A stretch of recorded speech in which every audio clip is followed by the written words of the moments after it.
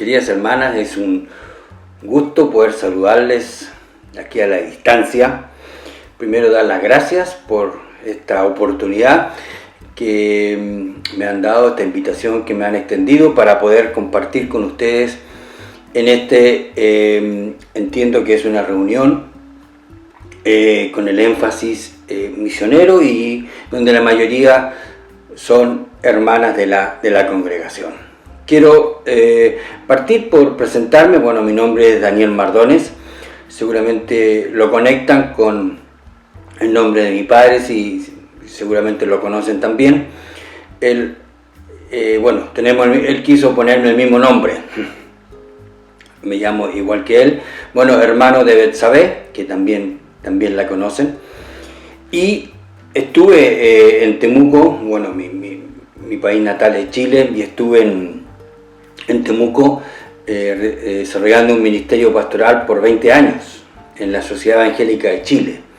Bueno, antes de ese tiempo, en mi etapa universitaria, ahí conocí personalmente a Soledad, porque por esos años, estamos hablando de la década del 80 del siglo pasado, se realizó un trabajo auspiciado por Logoy. Logoy hoy día es una universidad, pero es una institución que quiso capacitar a los pastores y líderes de las iglesias evangélicas, no solamente de Temuco, sino que de todo Chile.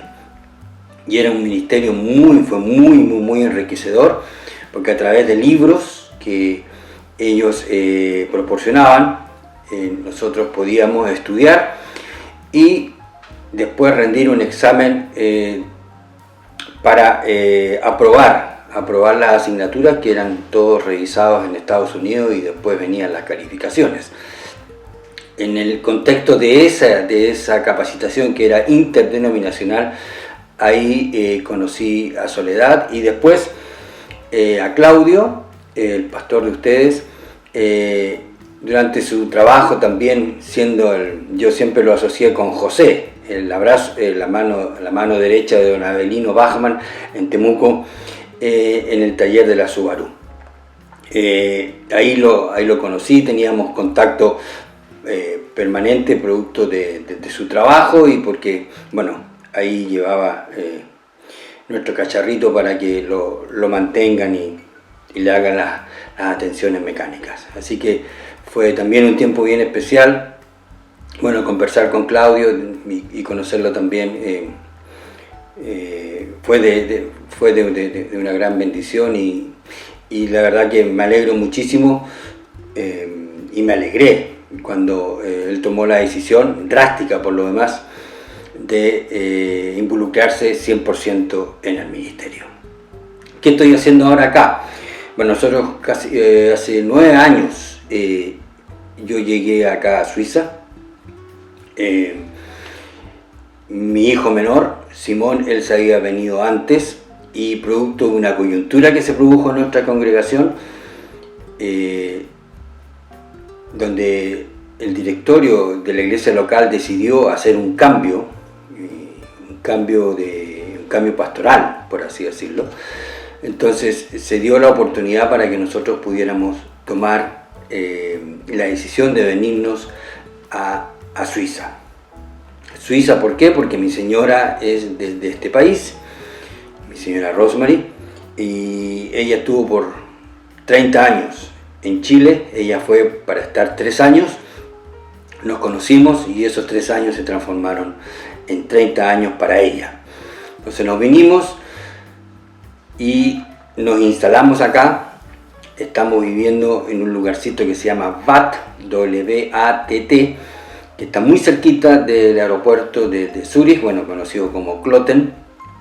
De hecho, el sonido de los aviones, bueno, ahora por la pandemia eso ha disminuido, pero el sonido de los aviones siempre ha sido muy familiar para nosotros, producto de estar viviendo en las cercanías. Estamos involucrados, vinculados a la iglesia San Crichona. San Crichona es una iglesia que tiene más de 170 años, surgió acá en Suiza, una iglesia nacional, y se llama San Crichona porque fue fundada en una montañita o en un cerro en Basilea que lleva ese nombre, San Crichona. Entonces ellos tomaron ese nombre y de ahí viene la iglesia, mayormente se conoce como la iglesia de la Crichona.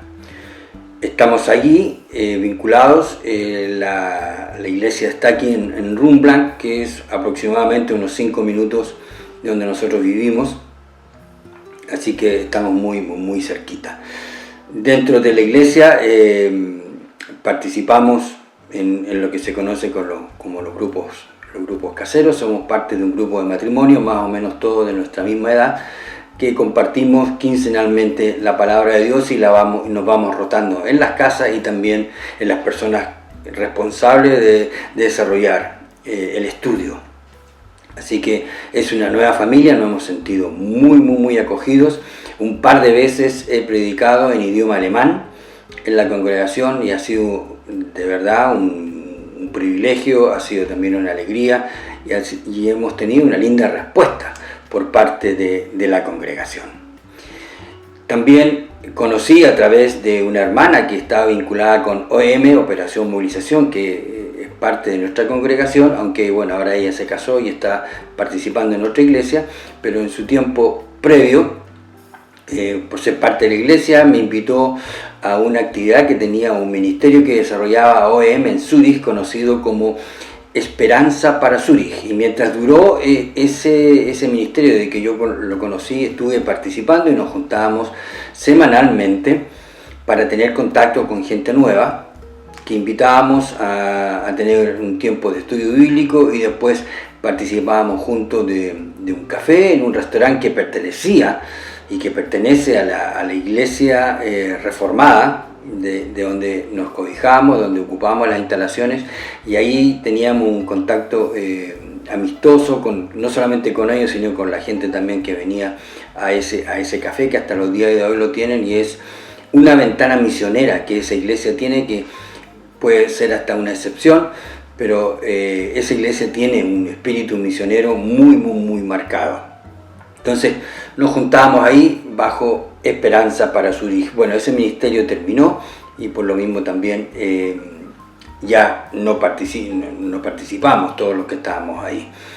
Y paralelamente a eso, a través de OM conocí un grupo que se llama Los Líderes Latinos, que en el fondo trataban de llamar o de reunir a todos los líderes o pastores o misioneros que tenían contacto con Latinoamérica, muchos de la propia Sudamérica, de Perú, de Ecuador, de Colombia, conocí gente, de Venezuela, de España, y nos juntábamos ahí regularmente hasta que llegó el virus y eso cortó nuestra frecuencia, como ha pasado en tantas partes del mundo, y entonces ya no nos hemos podido reunir, porque siempre era en torno a un tiempo muy especial que pasábamos juntos. Los días sábados, más o menos cada 2 meses nos juntábamos y teníamos un tiempo especial entre nosotros. Y ahí conocí ese grupo, y también digo que mientras continúe soy parte también de los líderes latinos que son parte de ese grupo y que son personas que están trabajando o están viviendo acá en el país y que vienen de Latinoamérica. El español o el idioma castellano nos une y por eso también nos juntamos. Eso es lo que hasta ahora he estado haciendo y espero que en 2 semanas más quiero retomar el contacto con los inmigrantes, porque nuestra iglesia recibe alimentos que están a punto de perecer. En cuanto a su fecha, está mal dicho, alimentos que están próximos a vencer. Así es, me confundí con lo de perecible. En el fondo son alimentos que están próximos a vencer, entonces antes que eso suceda, 2 supermercados nacionales llevan esa alimentación, donde nuestra congregación de ahí se clasifica, se ordena, y después entonces los inmigrantes vienen y a cada uno se le va dando de acuerdo al número de personas que son. En algunos casos son personas solas, otros son familias y a todos de alguna manera se les comparte alimento cada 15 días. Y producto de la pandemia yo mismo me ausenté, pero en 2 semanas más tengo la intención de retomar ese contacto y ahí puedo relacionarme y conocer realidades de distintas partes del mundo, de gente que viene acá a Suiza para tratar de encontrar una vida, hacerse una vida. Viene gente de África, bueno, de los países árabes, y ahí me entero de sus realidades, de sus contextos. Eso es lo que estoy haciendo. Vivo acá, bueno, ya dije, con mi señora Rosemary, y nuestros hijos, Diego, que es el mayor, y Simón, él está casado, Simón y Valerie, y nos dieron la alegría de tener una nietecita, Leonie. Ellos están a 130 kilómetros de nosotros, ellos viven en la región muy cercana a la capital del país, en Berna. El Simón vive en Münzingen, un pueblito relativamente pequeño, y Diego vive unos 2 kilómetros de ahí, que es Wichtrach, que también es un pueblito pequeño. Y nos vemos regularmente, y ellos también están vinculados a una iglesia que se llama la ICF, y están también vinculados a esa congregación en Berna. Eso es lo que quisiera contarles antes de comenzar ya directamente con el tema, y disculpen porque bueno, este tiempo me lo pidieron que lo haga para que puedan saber más o menos qué hay detrás de la persona que ustedes van a escuchar. Entiendo que el énfasis que ustedes tienen es el énfasis misionero. Yo a veces asocio el tema de las misiones con una carga misionera. Y es una carga en el sentido porque es un mandato que ha sido puesto, impreso en la razón de ser de la iglesia. La iglesia, por naturaleza, por definición, tiene que cumplir la labor de misionera. Pero esa carga yo la he visto, bueno, producto de los 20 años que estuve trabajando en Chile como pastor, que muchas veces se asocia a sistemas de evangelización. Y a veces yo vi, y yo lo experimenté con esto de aprenderse sistemas, que traía un peso, traía un estrés a la hora de asumir esta responsabilidad para compartir el evangelio con las personas.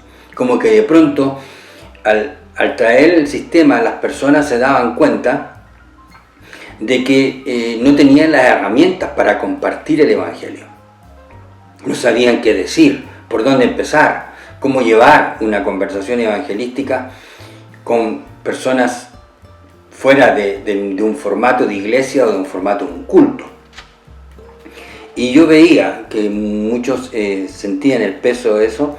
A veces vi frustraciones, vi nerviosismo, y de gente que sentía de pronto también el fracaso por no poder desarrollar una tarea bajo un sistema sobre el contenido del evangelio. Pasa con la vida, pasa con los años, que uno empieza a revisar cosas, y revisa uno en su propia vida y revisa cosas que ha hecho también en sus propias congregaciones. Producto de un segundo libro que estoy escribiendo, he descubierto algo que me ha motivado de alguna manera a alentar y alentarme yo mismo en que Jesús tenía un sistema muy especial. Por ejemplo, después ustedes pueden ver en Juan capítulo 3 y Juan capítulo 4. Son 2 capítulos correlativos. Y es interesante que Jesús tomó contacto con Nicodemo, el fariseo, profesor, maestro de Israel, Y a renglón seguido, por así decirlo, o capítulo seguido, Juan habla del contacto que tuvo Jesús con la mujer samaritana. Si ustedes hacen el análisis y observan, ustedes se van a dar cuenta que puntos de convergencia entre Nicodemo y la mujer samaritana prácticamente no existían entre ellos. O sea, un fariseo jamás primero iba a tomar contacto con una mujer, y sobre todo en público, porque para un fariseo ese contacto le estaba prohibido, era indigno de un fariseo, de un líder, un referente de Israel, tener que tomar contacto con una mujer en público. Segundo, un fariseo como Nicodemo reprobaba absolutamente la clase de vida que tenía la mujer samaritana. De tal manera que ellos no iban a coincidir en ningún encuentro prácticamente bajo ninguna circunstancia. Jamás iban a estar juntos en un mismo ambiente por la clase de vida que tenía la mujer samaritana, que muchas veces ha sido, creo yo, exageradamente malinterpretada. Pero bueno, eso es tema para quizás otro momento. Y la tercera razón era que la mujer pertenecía a un pueblo antagónico completamente a Israel. Los samaritanos y judíos no se trataban entre sí, fue lo que la mujer samaritana le dijo a Jesús, como una forma de tratar de entender ella por qué un judío como Jesús se le acercaba a hablar. Entonces, yo me pregunté por qué Juan juntó en capítulos correlativos historias de personajes tan distintos y cómo Jesús tomó contacto personal con Nicodemo y luego tuvo contacto personal con la mujer samaritana. ¿Cuál es la intencionalidad de eso? ¿Por qué nos encontramos con estos relatos inscritos en el Evangelio de Juan? Y tras tratar de entender eso, de pronto a mí me recorrió un escalofrío. Porque tanto Nicodemo, siendo un maestro de Israel, como la mujer samaritana, que tenía un desorden estructural que le llevaba a emprender relaciones con un hombre, se encantaba, se enamoraba y después se desenamoraba y terminaba el vínculo. Después comenzaba el ciclo con el otro. Y con 5 personas, con 5 hombres había tenido el mismo sistema, producto de un desorden estructural que ella tenía. ¿Por qué? Repito, Jesús tomó contacto con Nicodemo y tomó contacto con la mujer samaritana.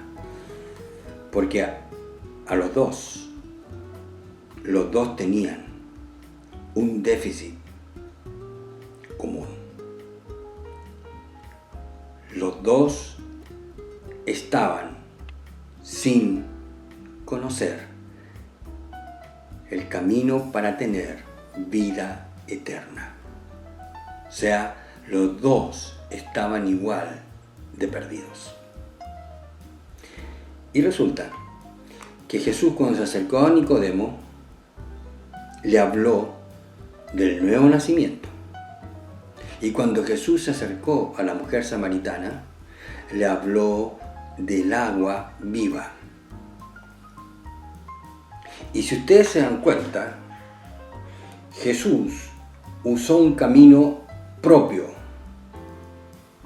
un camino único si queremos, para llegar al corazón de Nicodemo y un camino único para llegar al corazón de la samaritana. El maestro de los maestros. Y con eso a mí me enseña lo siguiente, que no existen sistemas de evangelización, que no hay tal cosa como aplicar una horma a todos los seres humanos por igual, y que la gran tarea que tenemos es desarrollar la capacidad para llegar al corazón de las personas individualmente y distintas unas de otras. Jesús enseñó el camino. Habló del nuevo nacimiento con Nicodemo y habló del agua viva con la mujer samaritana. Cuando hablo de misiones, entonces, yo vengo al punto de que no existen métodos infalibles, que no existe el método para compartir el Evangelio, y que lo ideal sería que cada uno de nosotros desarrollara la habilidad de cómo llegar con el Evangelio a cada una de las personas de acuerdo a sus características personales. Dicho eso, paso a ofrecer lo que para mí ha sido también como una forma de entender el Evangelio de una forma tan sencilla. Yo estoy seguro que si se hiciera una encuesta y se le preguntara a distintos actores que tienen la responsabilidad de compartir el Evangelio, o tienen que compartir el Evangelio en una próxima reunión, pongámoslo una reunión, y le preguntan, usted tiene que predicar el Evangelio, ¿qué va a decir? ¿Qué va a compartir? ¿Qué va a predicar en esta oportunidad? Y no es de extrañarse que muchos se quedarían en silencio, tratando de ver cuál sería la forma, cuál sería el contenido para transmitir el Evangelio. Y si uno lo piensa, el Evangelio es tan sencillo, es tan simple, pero muchas veces hay un sinnúmero de cosas que orbitan alrededor de la presentación del Evangelio que nos obligan a veces a decir cosas que las personas no entienden.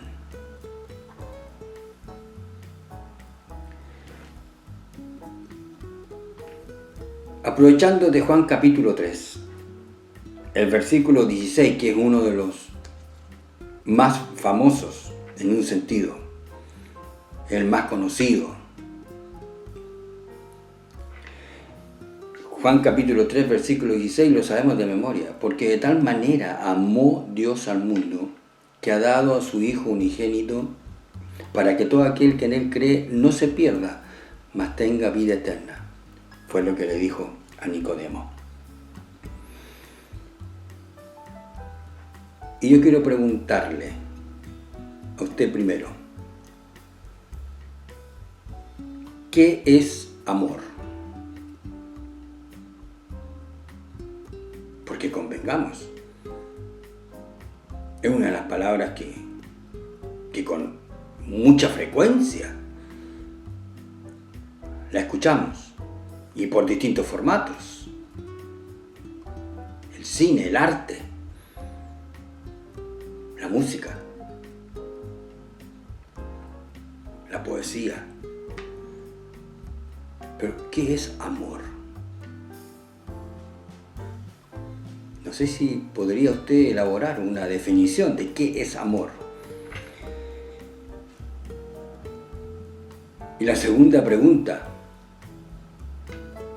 ¿qué es amar? Ahí está el verbo. Primero el sustantivo, pero luego, ¿y cómo defino el verbo? ¿Qué es amar? Yo recuerdo en mi época de adolescencia, y seguramente a usted le pasó lo mismo, que la radio mayormente tenía la hegemonía, porque la televisión, para muchos, yo tengo 60 años, para muchos la televisión, no crecieron con la televisión en Chile. Y las radios entonces tenían la hegemonía, y uno escuchaba las radios por distintas razones. Y yo me acuerdo de los éxitos de aquel tiempo, y los éxitos de las canciones, en este sentido, de los artistas. Y siempre me llamó la atención y me incomodaba, porque los éxitos que surgían en ese tiempo, incluso hasta hoy día, que hoy día se ha tergiversado completamente, pero los éxitos eran mayormente de rupturas, amores imposibles, de despedidas. Y la gente, como una suerte de autoflagelación, se pegaba a esos éxitos. De verdad. Yo recuerdo que en nuestra casa había un libro, así de grueso pero no tan grande, de los poemas de Gustavo Adolfo Bécquer. Y una vez también me puse a leerlo y me empecé a dar cuenta que cada poema prácticamente era un desgarro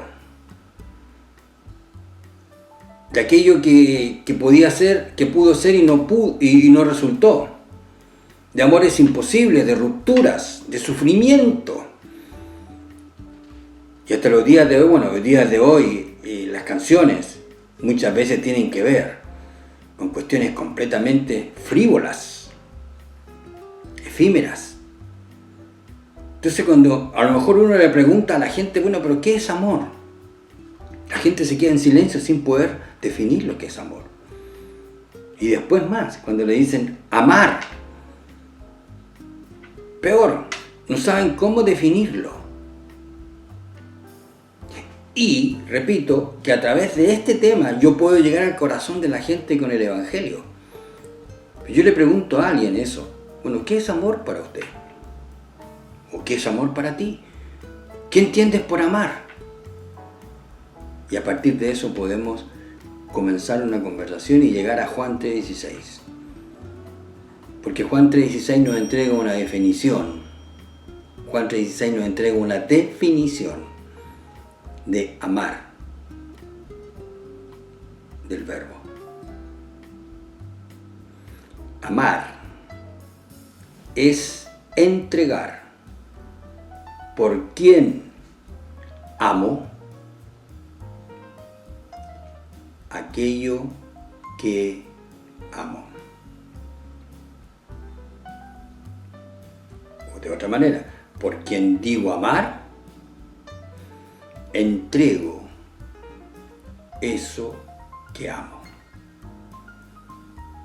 Porque de tal manera amó Dios al mundo que entregó a su Hijo unigénito para que todo aquel que en Él cree no se pierda, mas tenga vida eterna.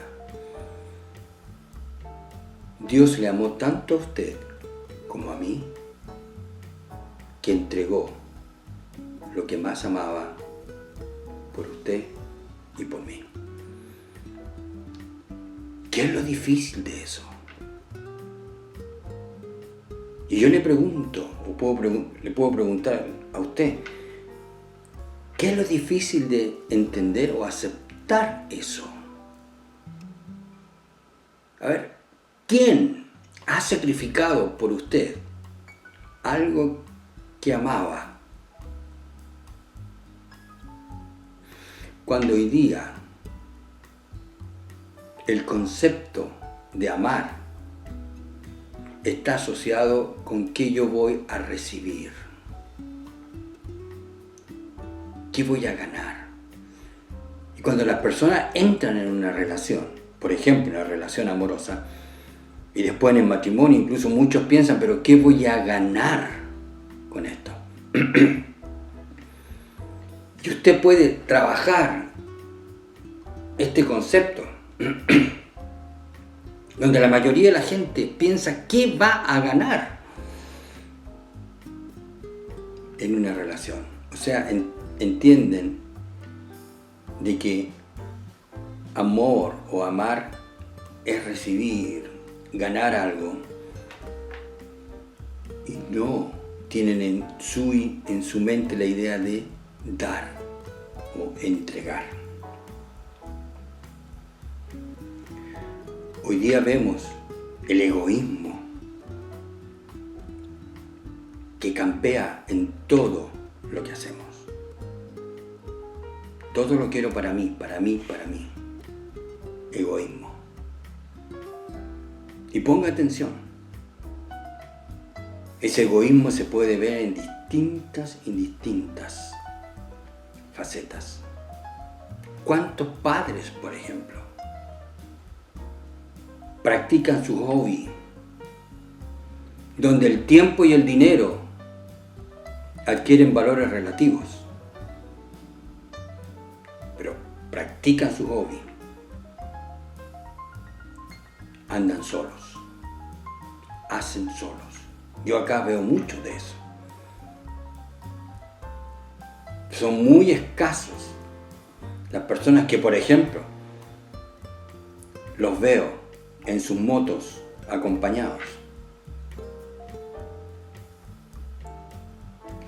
¿Cuántos hacen lo que les gusta, así sea, se venga el mundo abajo?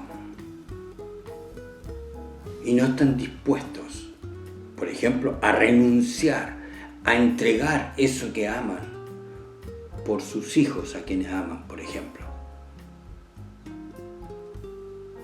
Que significaría encerrar la moto, por usar el ejemplo, encerrar la moto y hacer algo con el hijo, con la señora, con la familia. ¿Dónde está el concepto del sacrificio? Porque amar es entregar, amar es renunciar, es desprenderse. Y muchas veces eso va a significar dolor. Dolor. Entonces, cuando yo puedo hablar con alguien, y le puedo decir, bueno, ¿quién te ha amado al punto de renunciar, de desprenderse de algo por entregártelo o por darte a ti? ¿Quién te ha amado a ese nivel? Y eso es lo que vemos hoy día, tanto dolor. Pero el dolor de la gente que sufre el egoísmo, de quienes le dijeron que lo amaban. Y eso es tan distinto al amor de Dios. Dios, cuando yo lo veo, es que Dios me amó tanto, tanto, que renunció, que entregó, que ofreció a su Hijo, a quien amaba, para ir a la cruz por mí, por usted y por cada uno. ¿Hay algún lugar donde pueda estar yo más seguro? ¿Hay alguna relación que me pueda dar más valor, más inspiración, más fuerza? Si el Evangelio es entender el amor, ¿cuál es la definición del amor? Dios nos vio en nuestra bancarrota moral, espiritual, perdidos en nuestros delitos y pecados, y vio la imposibilidad suya y mía para cambiar, no solamente o para destruir ese derrotero, sino para la imposibilidad de cambiar nuestro destino eterno, al punto que decidió ofrecer a su propio Hijo para que su Hijo lleve en la cruz el castigo que usted, que yo merecía. Eso es amor. Pero quizás aquí está el punto donde algunos dicen, yo hasta aquí nomás llego. Porque aceptar ese amor significa reconocer que estoy perdido,